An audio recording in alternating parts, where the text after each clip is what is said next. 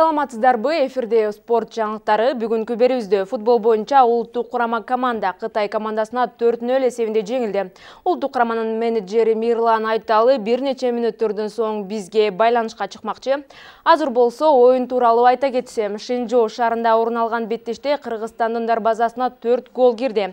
Беттештеги биринчи голду биринчи таймдын 20-мүнөтүндө орун алды. Мында автоголду коргоочу Илдар Амиров алып келди. Экинчи гол 34-мүнөттө кирди. Мында Кытай оюнчусу У Лей өзгөчөлөндү. Экинчи таймдагы 2 голду У Янг өз эсебине жазды. Эми улуттук курама 17-декабрда жогорудагы команда менен экинчи жолдоштук беттешин өткөрөт.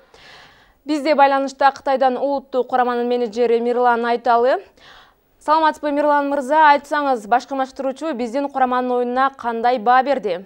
Биздин оюнчулар, биздин команда өзүнүн жакшы оюнун көрсөтө алган жок. Бул бирден бир себеби болуп, Кристинин айтуусу боюнча Кытай курама командасынын күчтүүлүгү болуп айтылды. Оюндун жүрүшү негизи аябай ылдам темпте жүрдү. Ошол үчүн биздин оюнчулар бул темпке көнө элек. Айтсаңыз, эмне себептен автогол болду? Негизинен ал жерде автогол болгон жок. Атаандаштардын футболчусу дарбазага тепкенде штангадан биздин коргоочуга тийип, биздин дарбазага кирип кетти. Оюнчулар кийинки оюнга кандай даярданышууда, жеңишке үмүт кылсак болобу? Эми 17-синде Кытай курама командасы менен экинчи жолдоштук беттеши өткөрөбүз. Бул мелдешке тилекке каршы Мирлан Мурзаевдин катышуусу күтүлбөйт.